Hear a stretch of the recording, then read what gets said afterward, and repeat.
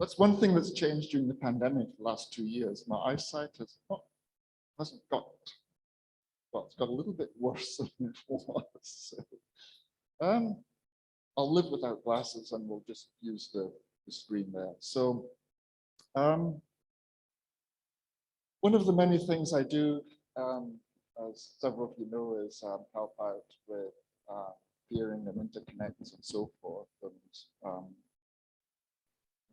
as folks here in Thailand know, I helped out get the BKNIX working a way back in those days as well. So actually, I just listened to one of the peering personals was talking about setting up test beds and so on, because people don't know anything about peering or don't know what to do when they turn up an exchange point and have to peer and what that all means and so forth. So one of the projects I'm working on, and this is with EuroIX, is the peering toolbox. And the goal of this is to build a lot of content that will help newcomers to peering, interconnects, exchange points, and so forth, really do the first steps of what they need to do. Again, here in Thailand, I've helped BKNIX with BGP workshops in the last few years. Guess what we've been doing there? Showing people how to use BGP and how to do peering. Where did it go? Right. So 20 years ago, internet service providers were pretty much providing internet transit to everybody. Enterprises connected to the ISPs, and the hierarchy was very much, well, from the bottom to the top or top down, whichever way you wish to look at it. Most enterprises just got a link to a provider, and that was it. Most content providers just plugged into the service provider.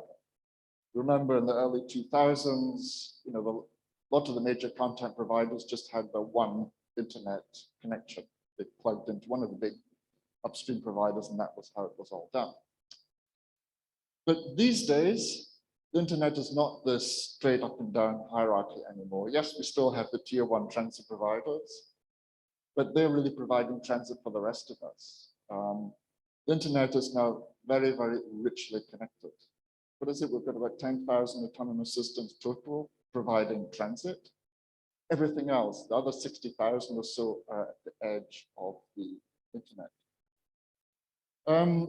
And so businesses are all trying to optimize the services. Everybody's turning up with internet exchange points. Everybody's interconnecting with each other. A lot of the goals are keeping traffic local. A lot of the goals are minimizing round trip times, minimizing latencies, maximizing bandwidth between operators. So it's a huge change. And we've had presentations, probably of the last 4 or 5 years, all talking about how the internet is completely different as an infrastructure, that everything now is about interconnection. So what's the problem? Well, growth in the internet, of course, is very, very essential. But what it's doing is it's driving a lot of networks who previously just connected to an ISP to actually figure out how to, suppose, improve their diversity, improve their own connectivity, and really look after their own connection to the internet, and not just the one connection, but to multiple connections everywhere. And so now there's more than one vendor involved. There's not only the exchange point, but a lot of other folks that need to peer with as well.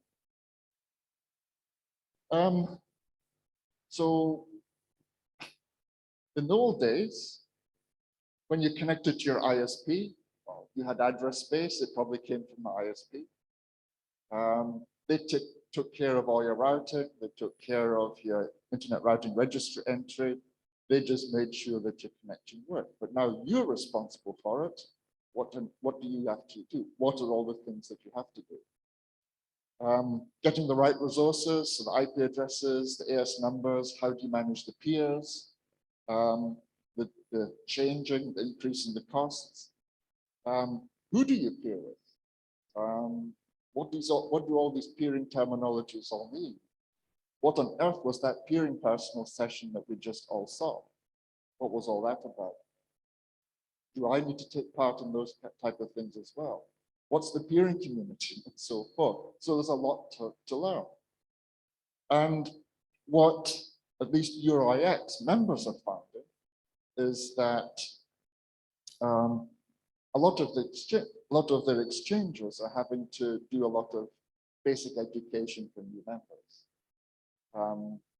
With me living in Australia and traveling around the Asia Pacific region pre-pandemic, we found this a lot, doing a lot of help for exchange points to teach the new members how the simple things actually work. So this is really the idea behind the peering toolbox. It's community-focused effort. This is done by the community.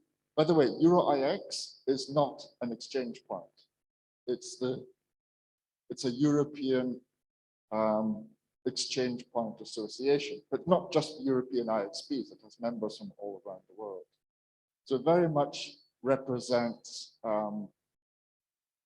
the Internet Exchange Point community. So it's a community-focused project. Organizations involved include LINX, which is the exchange point in London, NAP Africa, in Southern Africa, Microsoft, Amazon, and INEX, which you probably know as the exchange in Dublin. And I mean, a lot of other people helping out as well. The idea is to provide a learning structure and best practice information for new entrants into the interconnection community. I imagine a lot of you in the room will know how all this works, but given this has been webcast and recorded and so forth for future posterity, this hopefully will be a useful information tool for folks watching in the future.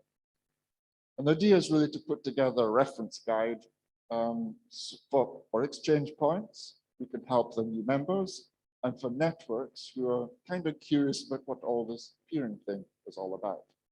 Or maybe they just came to a peering forum like this, couldn't really, well,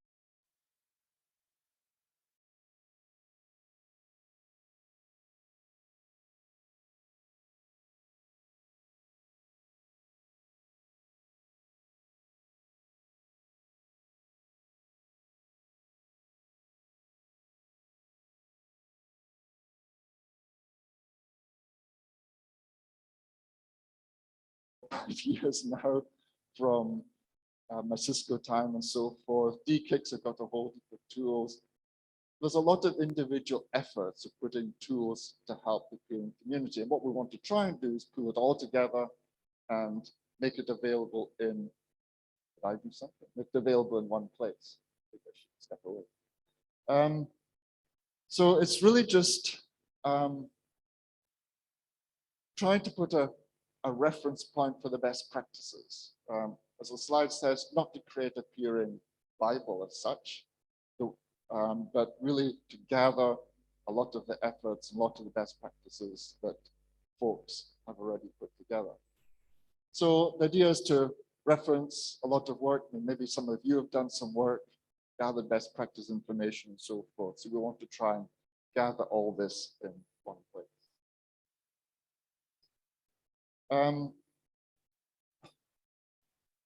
Coming later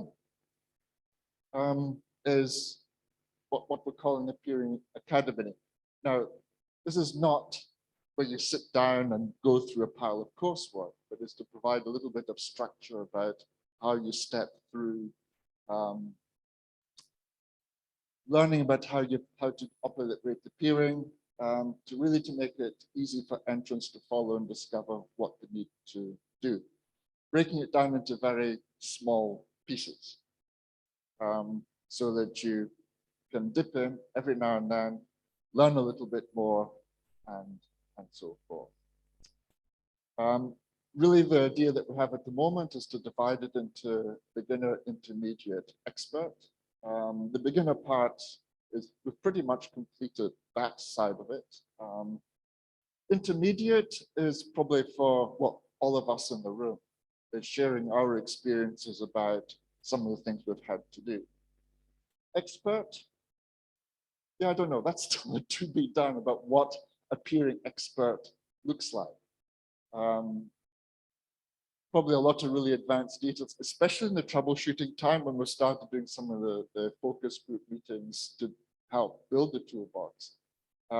It always seems to come back to troubleshooting. Those of you who operate exchange points know how much time you spend with members trying to troubleshoot their connections.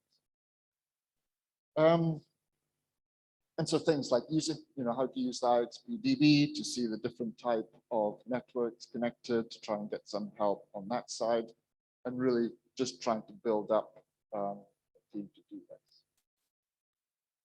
Okay. If you're interested, want to know more, I'm here all this week.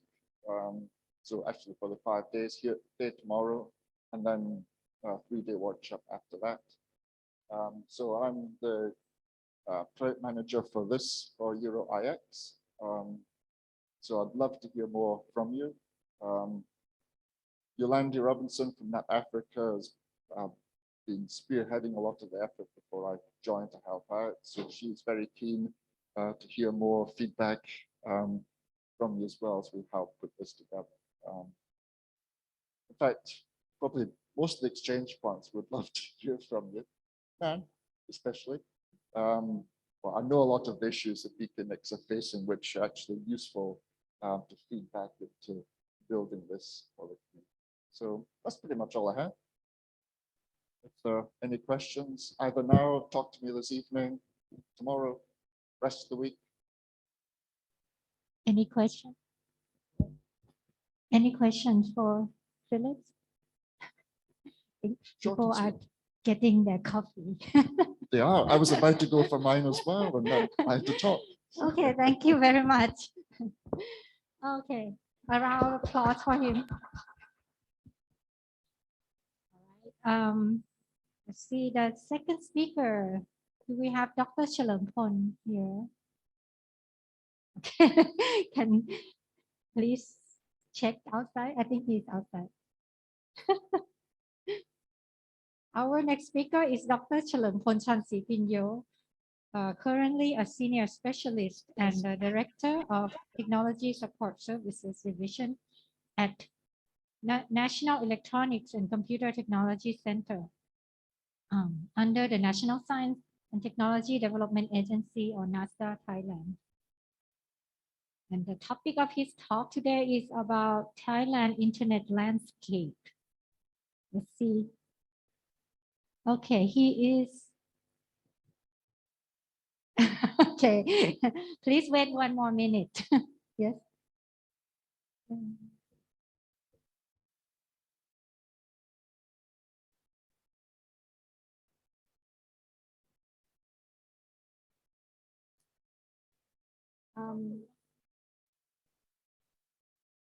Okay, can we switch the order a little bit so that you don't have to wait? We will have our third speaker, Ms. Waleeporn Sayasit from TCC Technology. Are you ready, Ms. Waleeporn? She is a general manager of TCC Technology. She's also the corporate spokesperson.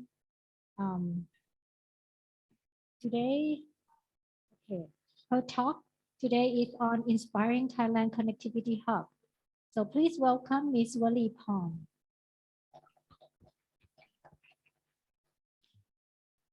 Okay, do you hear me? Yes, yes.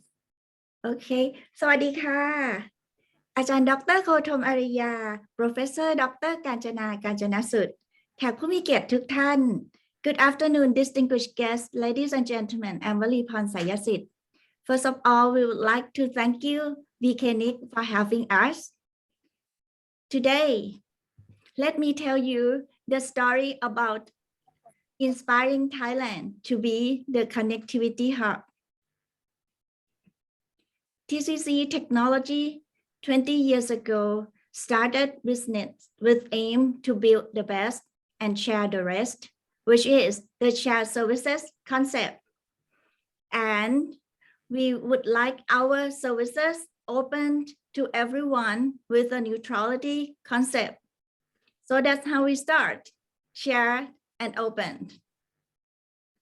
Thereafter, our top management had good opportunity to meet with Professor Dr. Kanchana and made the strong decision to join hands and fully support hosting the neutral IXP, which is the first neutral internet exchange in Thailand, or BKNIX. Our shared goal is to serve countries' development of internet traffic to flow well with a great efficiency, low latency, and highly reliable communications network to connect all the communities in Thailand. Since then, we have continued grooming the connectivity hub, and many services providers, leading enterprises worldwide recognize us. Now, what's it like to be Thailand connectivity hub? It's like the magnet which attract and bridge many levels of organizations. TCC technology is just like the facilitator. We help our customer partners to connect together and grow together. And within this ecosystem, you may find many clusters. For example, the first one, the enterprises customers. Our diversified base of customers are, for example, like in the sector of bank, finance, securities, insurance, manufacturing, retail, real estate, listed companies, multinational corporations.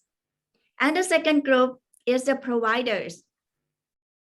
For example, like network services provider, content, cloud, IIG, ISP, and etc. And the third group is a technologies partner. There are many areas of technologies. For example, like ERP, we are one of the largest ERP based in Southeast Asia. And last but not least, BKNIX, the first neutral internet exchange in Thailand is here.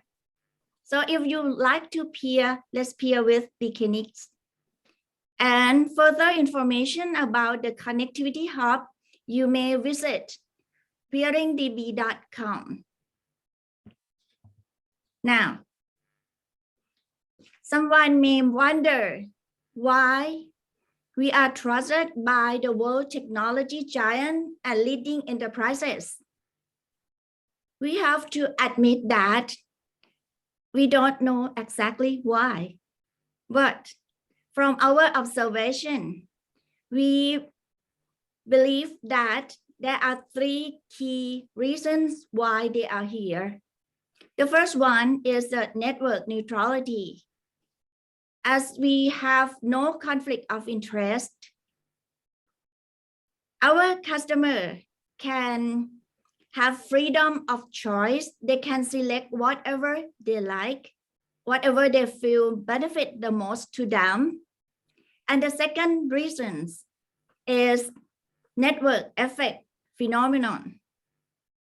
As the top global companies are here, so they attract the business partner to this ecosystem. And within this established community is a value from the increased number of those who look for the optimal network. And the third reason is about people. Our engineering pool are highly qualified with experience and solid knowledge base. So all in all, network neutrality, network effect phenomenon, and people expertise are the three key contributions to the trust. and beyond the connectivity hub. We believe that Thailand can be beyond the connectivity hub. In our case, many of you may remember us as a data center services provider.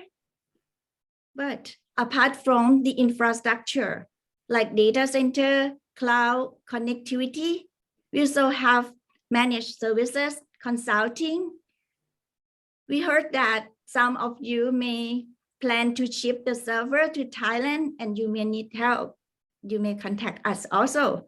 And we also have the 5 solutions pillar, like security solutions, ERP, application development, data platform, and smart solutions. So now, if you would like to remember us, let's remember us as a trusted technology solutions partner. And you know where to find us, right? At tcc-technology.com. สวัสดีค่ะ Thank you very much. Anyone has questions for Kun Waleeporn? Thank you very much for your online presentation. So next, I think we will have Dr. Chalermpol. He is here with us now. He will give a talk on Thailand internet landscape. So please welcome him.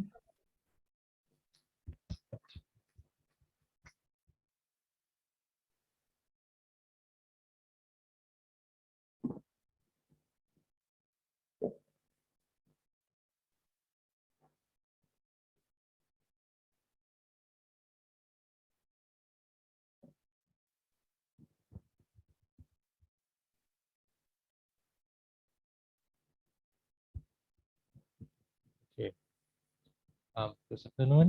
My name is Chalermpol from NECTEC. So I would like to give the overview of Thailand internet landscape. I think many of you are familiar with Thailand, but what I'm going to present here is about some internet indicators that I and my team have been collecting for many years. So first of all, I would like to give the big picture of Thailand. In Thailand, as you can see from the presentations, the operations that I can find up to date now is about 66.17 million. Okay, and those numbers are divided into male and female, as you can see, about half and half of male and females. In terms of the household, right now in Thailand we have about 27.7 million households. Okay, and in terms of the GDP per capita, it's about 7,450 USD. Okay. Now come to the internet indicators. Normally, we are trying to measure the internet development in several metrics. One of them is about the fixed broadband subscribers. So far in Thailand, this is a figure that I try to find from BTC. I will have some more details later. Right now, we have about 13.15 million subscribers. This is fixed broadband subscribers. Okay, basically, it's we can say that about 13.15 households that has the fixed broadband internet. Okay. And in terms of the mobile subscribers, we have about 120 million subscribers. As you may wonder why the number of mobile subscribers is greater than the number of populations. This is usual, right? Because everyone has more than one mobile numbers. Okay. And also in terms of the estimated internet users, right now we have about 56.7 million. However, I use the word estimate because the exact number is not known. I mean, I will show you that they come from different sources. Okay, but this one I got it from the National Statistical Office, Thailand. Okay. Okay, now come to the broadband internet subscriber as I mentioned. I got this from MBTC from 2000s, around 2001 or 2, yeah, up to now 2021. The number of mobile subscribers, broadband subscribers have been increasing. Okay, so the penetration rate of the mobile, of the fixed broadband internet is about 59%. Okay. Now, in terms of the mobile subscribers, as I just mentioned, we have about 120 million mobile subscribers. If we look at major mobile major mobile providers, basically there are three major mobile providers, which are AIS, True, and NECTEC. This is a number that I try to get it. And the latest number, I got it from the company's reports, the latest one, okay? So AS has about 44 million mobile subscribers. Okay. True has 32.2 million, and NECTEC has about 19.6 million. Together, they are about 90 something millions mobile subscribers from all those three mobile providers, but still less than 120 millions that I got it from MBTC. But anyways, you can see roughly the proportion and the numbers that we can have it. So also from NSO, I got the number that the percentage of the population who has 6 years old above, okay, with the mobile phones, it's about 88%. Okay. Now, come to the internet users. You can see from the graphs. Okay. I got the data from two sources. One is NBTC and another is from NSO. On the left-hand side, the the number of internet users from NBTC, the latest number is about 50, even about 50 millions, okay?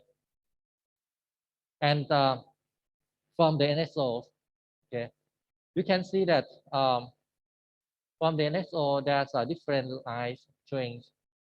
The blue lines, the top one is about the number of the total populations, okay? And the orange lines is the number of population who has the age of 6 years old and above, okay? So from there, in terms of the number of internet users from SSO, they do the survey based on those populations who has the age of 6 years old and above. Okay. Now, the latest numbers that shows on the graphs is only 2021. Now, I got the latest one from the website. It's the first from the data, which is about 56.7 million in the user. This is the latest numbers from the Q1 of this year. Okay. In terms of the penetrations, which is the yellow line, you can see that the latest ones, the penetration rate is about 85 or 86%. Okay, compared to the number of the population that who has age of 6 years and above. Okay. So this is in terms of the internet users in Thailand. Now I got these figures which try to forecast, okay, the number of internet users. Okay, so right now 20 you can say that 2021 is about 55.5. And this year, 2020 seconds, this is about 56.8. Okay. And in the future, they try to forecast the number of internet users. Now, this is about the usage, what they are using. Okay. For the internet user in Thailand, you can see that on the left-hand side, there's a figure that I can find. The information is based on July of 2020. So the number one social media application is Facebook. Okay. The second one is Line. Okay. So for others, which are Instagram, TikTok, or Twitter, and YouTube, those are the users of the internet. Now, on the right-hand side, I try to get the latest internet user from Facebook. I mean, the number of users from Facebook. The total number of users from Facebook is now 60 million. Okay, and actually last year, the number of Line users already reached 50 million. Okay, so I think this figure show how our internet users use in terms of the social media application. Okay. Now, I also try to find more updated data from this website, Stat Counters. They show the proportion of different applications that the Thai internet users use, but they did not give the exact figure or number. They just give the proportion to give the idea. Unfortunately, from this graph, I could not find Line applications. Actually, Line is the number 2 application from Thailand. I mean, in terms of the usage in Thailand. Yeah. Now, let's look at the internet usage from the business sectors. Yeah. So actually, from these figures, the number of business organizations in Thailand, we have about 2.5 million. Okay.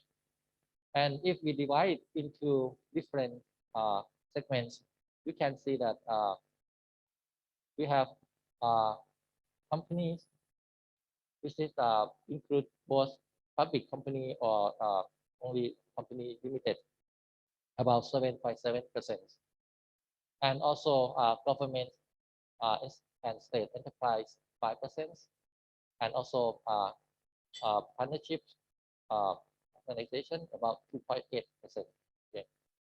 I just want to point out that on this part, the total number is about 15% out of 2.5 million. Now, if we look at this part and compare with the domain name registrations, we can see that this is from BKNIX. Okay, we can see that the number of domain name registration under .th is about 75,000. This is really less compared to the number of business establishment. So I think there's still a potential growth if all those business organizations register their domain name under .th. Unfortunately, I think many of those organizations, they also register under other domain name, not only .th. Okay. But I think still is trying hard to promote, and hopefully more and more organizations come to register under .th. Okay, this is the classification of those different type of domain name, second level domain name under .th. for example, .ac, .co, .go, .in, and so on. And the highest number of registration is .co.th, you can see, okay, which is about 45,000. Okay. And another figure is about the domain name under .thai in Thai language. Okay. Also, there's quite few of them registered under .thai. Okay. Now, I just want to highlight about the internet bandwidth in Thailand. Actually, this is the data that we collect at NECTEC. In terms of the domestic internet bandwidth, okay, you can see that the amount of bandwidth increase every year. Okay, but this is only for the domestic bandwidth exchange through the internet exchange. Okay, the latest number is about 10 terabit per second, the total bandwidth. Okay, this is only for domestic internet bandwidth. Okay. Now, this is the internet map that we update every month. Okay, how those internet providers are connected together through the exchange. Okay, and basically we count all those bandwidths from these lines. Okay, and show the numbers. Okay. Now, the next one is about the international internet bandwidth. Okay. We also have the information since from many years ago, but in this figure it shows since 2017. And every year, every month actually, the bandwidth increase. Okay, the latest bandwidth, international internet bandwidth, is about 18 terabit per second. You may notice that the international bandwidth, which is 18 terabit per second, which is higher than the domestic bandwidth. Okay. From this line, about 18 terabit per second compared to 10 terabit per second. That means we have more international bandwidth than the domestic bandwidth. Okay. When I talk about internet bandwidth, basically we try to count the contract bandwidth, not the real traffic. Okay. But it can also give you some ideas and also how the internet goes. Okay. And also, this is another interesting point. Okay. Actually, I did not do it every year. The last time I came to present in these meetings is about 2015, I guess. That is the number, the figure that I have. Now, today, I also try to create another proportion of the internet bandwidth compared to 2015.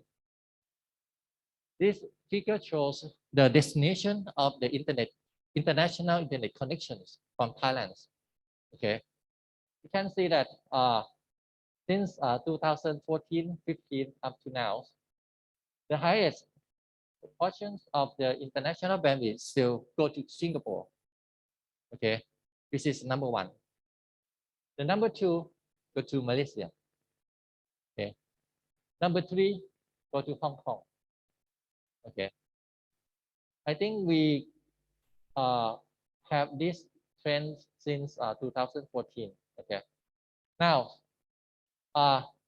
for this year, you may notice that Myanmar come to number 4. Okay, why? Okay, when I look at the internet map inside the international connectivities, I noticed that from Thailand to Myanmar, it's not because we are using Myanmar as a gateway to global internet connection, but Myanmar actually the customer of Thai providers. we provide the internet connection to Myanmar so that they can go out to global internet through Thailand. Okay, and when I look at the details of the connections, I saw that there's a number of international connection to Myanmar, which is very high bandwidth. They come from NECTEC because this is number one. NECTEC, they have mobile operators operate in Myanmar, so they actually provide high bandwidth connects between two countries. And I think the mobile operators in Myanmar also use their networks to go out to the global internet. Okay. It's about 160 gigabit per second for that connections. Also, other network connections from other providers. This figure also shows how they connect. Actually, NECTEC, if you go to the NECTEC website and download the map and you zoom the figure, and then you can see that there's a high bandwidth connection between Myanmar and to the NECTEC IX. And also another exchange internet gateway is about is from, I think, ITC, okay, International Internet Gateway. Okay. So there's 2 or 3 of them has a really high bandwidth connection to Myanmar. Okay, that makes Myanmar come to number 4 in that pie chart. Okay. Okay. Now, in terms of the international gateway networks, we have to rely on those networks, okay, to connect with global internet. Okay, actually, Thailand has an international gateway through terrestrial links, submarine cables, and satellite. But I think satellite is very small part. Okay, the major part is the submarine and also the terrestrial links. That's why we have very high bandwidth connection to Malaysia, because we have landline connection to Malaysia to go out to the global internet. Okay. But for those submarine cables, there's a number of submarine cable systems: DMV3, AAG, TIS, APG, AE1, ATC, MCP, and the 2 new ones. I think this will start next year probably. FDA and AOC, ADC. Sorry. You can go to the website, website to see those maps about the submarine cable systems. So I think I have give the overview of the internet landscape from Thailand in terms of the users, bandwidth, and the usage. Okay, I think that's all from my presentations. Thank you. Any questions?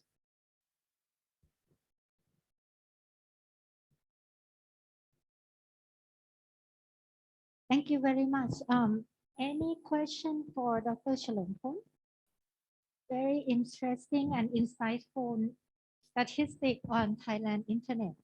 And I hope our friends who saw this information will consider sharing or creating a point of presence in Thailand. Yes.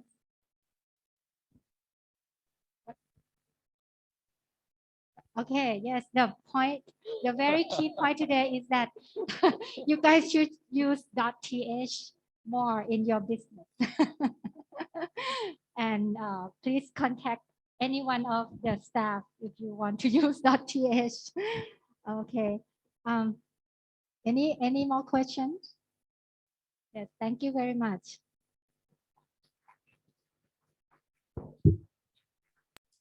Okay.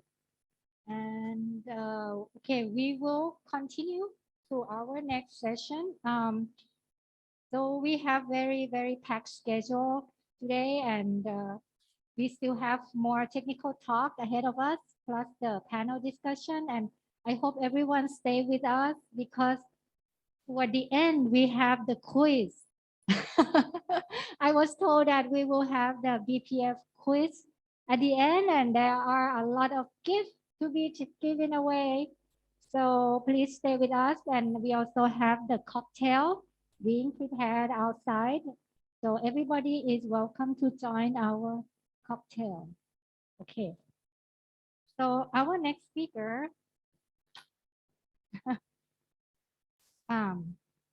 okay, Miss Shinta Sato he's already online. He will be the next speaker. He is currently the General Manager of Research and Development Department at Japan Registry Services, or JPRS. He has 20 plus years of experience working for JPRS. He has been involved in operation, administration, and planning of TLD DNS services and TLD register services. His talk today will be about root DNS update and yet another root server coming to Thailand. That's very exciting. Please welcome Mr. Shinta Sato. Okay, so can you hear my voice well? I assume it's well. Okay, I'm Shinta Sato, working for JPRS and also working for the MROOS right now. And my today's slide is telling about the root DNS update and yet another server coming to Thailand. Yes, and thank you for letting me talk about this issue in about the root DNS. So today's I'll explain a little bit about the DNS root server itself and talk about the mroot Anycast deployment and some information for the new node in Thailand. The next slide is, okay. So the root DNS. As many of you know, the DNS is one of the core infrastructure of the internet. It makes the domain name to work for all the internet users and all the internet connected systems and those kind of things, everything with using the domain name. Domain name is the name which is used for the web crawling and showing the web, and also the emails and every other internet applications use these domain names. And DNS is used to resolve the domain name to the system readable IP address, IPv4, IPv6 address, and many other informations can be detracted from the DNS. And the root servers, root system is the starting point for the name resolutions.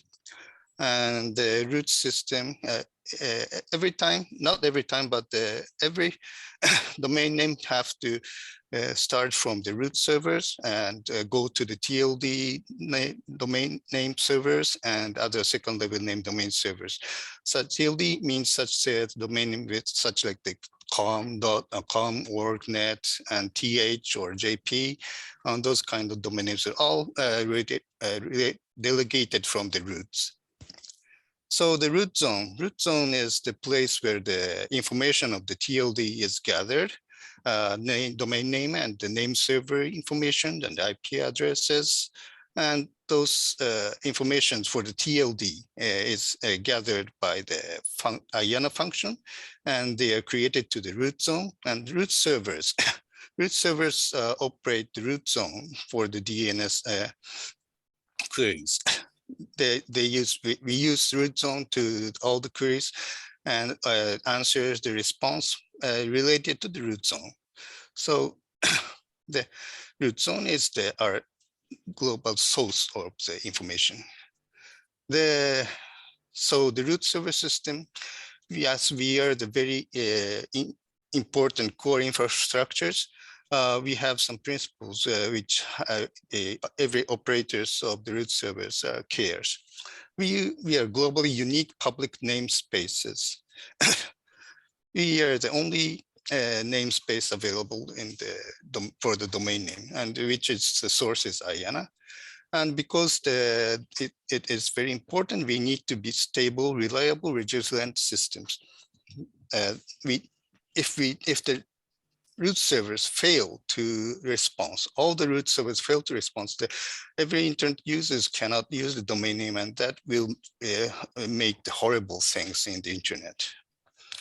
So those kind of operational principles we look into very closely, and we keep these principles very tight. And next slide shows who operates root servers. Root servers consists of 13 root servers right now. It is named from A root servers net to B root servers net to the M root servers net. That is the 13 root servers.net, and we call that A root and M root and those kind of things. The 13 root servers are operated by 12 individual organizations, independent organizations, because one of the root server operators very signed, that is operating A root and J root, two root servers in one organizations. And others, each operators operate one root servers only. The second column says that shows the who operate, what country the operators organization decide. As you can see, 9 out of 12 organizations are operated by the United States organizations, and three are operated outside the United States. One is the iRoot. It is operated by the NetNod, which is the Sweden organization. That is one of the IX operators in Sweden. And the KRoot, it is operated by the RIPE-NSRC. I think many of you know the RIPE-NSRC is the RIR of the European region. And finally, the MRoot. MRoot is operated by WIDE project, which is the research project, and also the JPRS. We jointly operate the MRoot with WIDE and JPRS. And JPRS is the domain name registry of the .jp CCTLD registry. So as you can see here, the MRoot is only operated based in AP region. And that is why, and because of this, MRoot is focusing to the AP region. I'll tell a little bit about this later. So we have 12 independent organizations. The operation is very independently done in each organization, and deployment is also different in all these operators, and policies also, operational policies also different. That will make the diversity among the root server operators. That is very important for our to keeping the root servers operations stable and without stopping. So next slide shows how many root servers. I said there's 13 root servers, but actually there's many instances, we call that instances, to root servers deployed around the world. Actually, the 13 names operated by more than 1,600 instances around the world. So you can see this information, you can find this by the rootservers.org webpage. And as you see, the orange circle shows that it has the more than 100 root servers in these areas. And you can see that the United States have very concentrated numbers, and also European region, there's very much high numbers. And AP regions, there is more than 100, but it's a little bit smaller number than the EU and Europe, EU and US. However, that is the current situation of the root server around the world. And next, if we look into the Thailand does have the root servers, more than one root servers right now.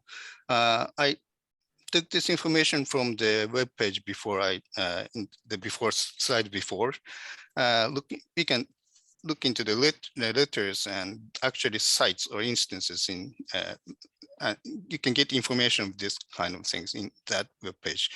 And then Thailand, you have 7 letters right now, which is here. A root, D root, E root, F root, and I root, J root, and L root.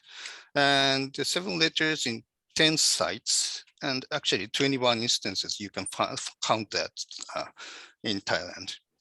But it is very largely concentrated to the Bangkok. I'm not sure the network about around the Thailand, but maybe it is the traffic in Bangkok is very high, or this network concentrated in the Bangkok as well.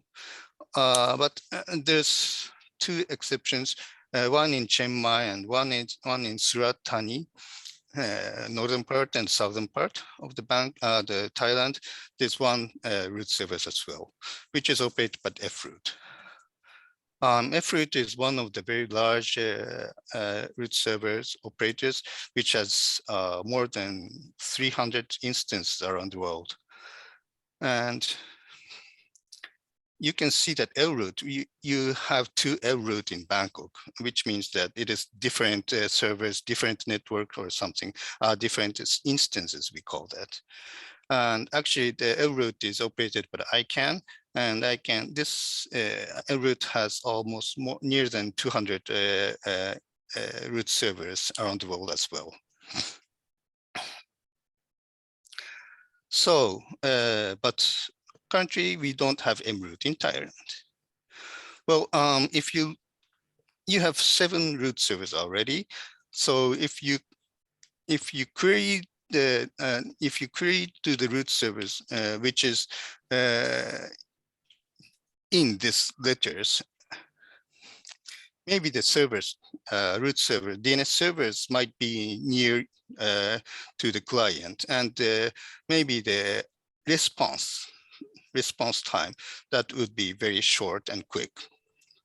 However, other root servers, which means the B root, C root, and K root, and M root as well, you don't have that in Thailand. So every query to those root servers that will go out of the Thailand, and some other countries, servers located in other countries will respond. Well, that is also the diversity, and we don't say it is bad, but this is the current situation. Well, when you look into the BKNIX, you have 2 root servers in BKNIX. That is the D root and J root. D root is the one operated by the University of Maryland. However, the BKNIX page says that it is operated as PCH. Actually, the PCH is one of the organization which helps D-root to deploy their Anycast root servers, local nodes to the D-root. And J-root is there, but actually A-root is not here right now. And of course, there's no M-root in BKNIX right now. Okay, the next slide is about M-root Anycast deployment, how we, M-root, thinks it is doing right now, or the before. Until 2019, we only had small numbers of Anycast nodes and around the world. There were 3 main sites, which is the Tokyo and Paris and San Francisco, which is sparsely but located very diversely around the world, and also the smaller sites, which is Osaka and Seoul. We have these 5 locations at the 2019 station. However, we decided to have more root servers as the Anycast instances, Anycast locations around the world to have more stable and much more concentrated, focused into the AP region. So we decided to have more in the AP region. Actually, we started the collaboration with BKNIX, and they are now the partner of the Emirate. It's some on financial part, some for the communication part, and actually the BKNIX communication was done through the BKNIX, and we are now going to have the Emirate in Thailand. And for the Emirate deployment, the system consists with a very minimal set of equipment. Large Anycast sites such in the Tokyo or Paris or San Francisco, we have dedicated rack to the Emirate servers only for the one instance. However, the small sites, new sites actually having with the deployed to the AP region, we only have small equipments, one server, one rack unit server and one switch. That is using the virtual technology, virtual machines and virtual routers, and also the physical switch as well.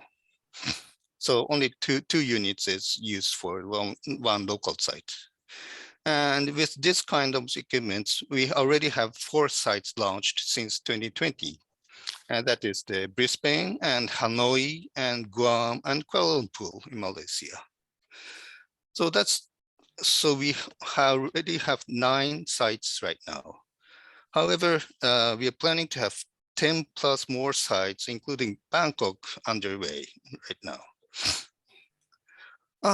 But it's not very easy right now. MOU has signed with the local hosts, so we already decided and we already talked about many things. The issue is solved, but one very large issue is right now having the service launch is delayed by so slow delivery of the network gears. Actually, the Cisco is very long time to get the delivered. It might take, if we have tried to have the new Cisco Catalyst switch 6 months, 10 months, or more than 1 year, they say, to be after the place of order. And that's the COVID-19 situation of and it's very making us to deploy slowly. Well, it is delayed, but Bangkok is on one site is coming within this year. So the Emirate nodes in the map, you can see how we are concentrated in the AP region right now, and we will go further from this as well. Paris and San Francisco is there, but the main part is in the middle of this map, which is the AP region. And we can see in the right side how far or how near the other locations of the Emirate is from the Bangkok. Okay, so the local node. We're having local nodes to the many places. And if the local node of the root server is near your location, what would be good? With the Kuala Lumpur site in Malaysia, this is launched in this March, and we have the information before the Kuala Lumpur is launched and after the Kuala Lumpur is launched. So here I brought the two pie chart, which is the one is for about the March 1st. Because of there's no en-route in Kuala Lumpur at that time, every queries are answered by Tokyo outside of the Malaysia, 97% from the Tokyo and 3% from Seoul. And there is the round trip round trip time to the en-route is very large, rather large, which it took about 100 milliseconds to answer the queries. And in the middle figure, you can see that when Chalermpol KUL site launched, they took the queries from the Tokyo site, and right now there's more than 80% of the queries to the en-route from the Malaysia is answered by the Chalermpol site right now. And in addition, not only that Chalermpol has took over the queries from the Tokyo, because it is very near, physically near, network near, it is the round trip time has decreased from about 100 milliseconds to about 10 milliseconds. So that is the very large difference for the users. For the one query, it is decreasing for the 90 milliseconds for the query to the en-route. That's the advantage of having, one of the advantages having the root server in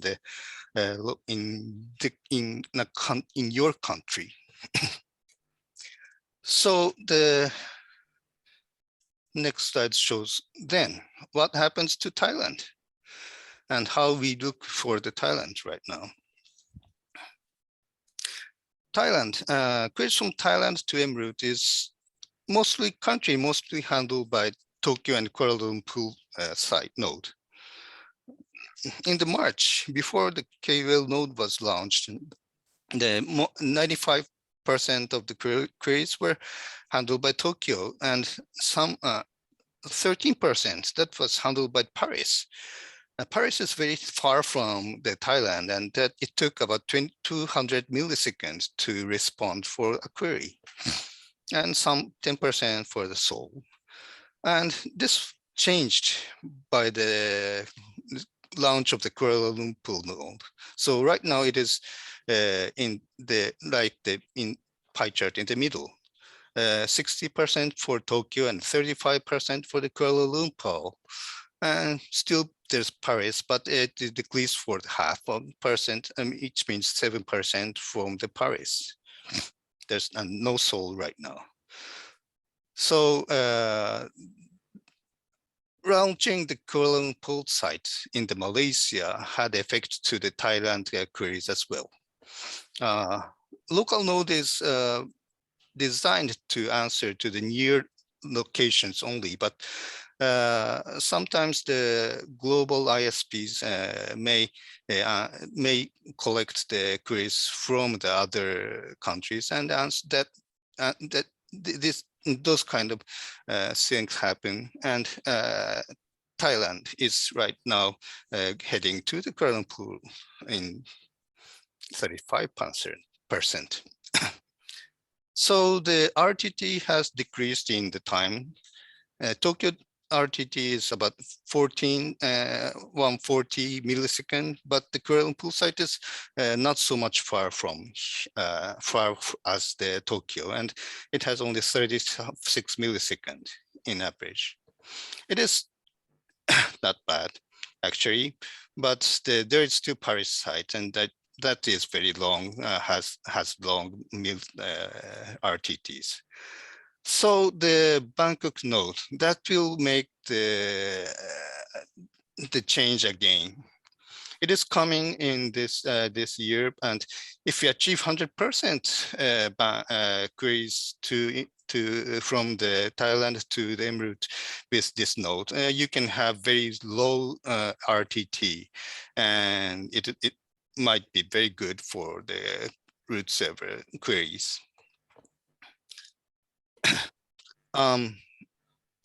I'm not sure what percentage it would be.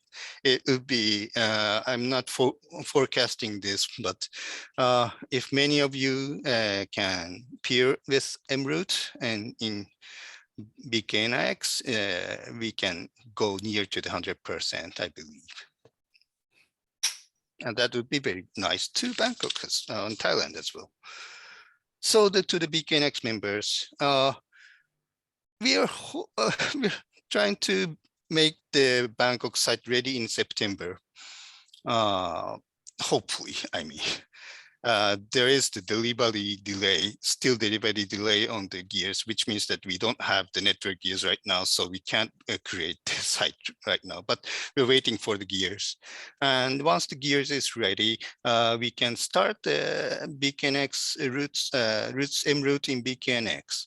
And in that case, we need the peering. So please have that. I didn't write anything as the AS number or something like that. You can have that in the peering DB, or the AS number is AS 7500. And that's the en route. So that's all for my talk. There's one small square in the down is the things I was asked to say about that. It's not about any cast deployment, about reducing the traffics of root servers. In the DNS, there's a technology saying the queue name minimization, or also the NSEC and NSRC aggressive use. That is the features derived in the DNS software. So that would be nice, I think, if you can do that. So that's all for me. Thank you very much for listening. Thank you very much. Do you have any questions for Mr. Sato? Thank you for your presentation. And we will proceed to the next topic. Okay, so what we have ahead of us is on the topic of data center.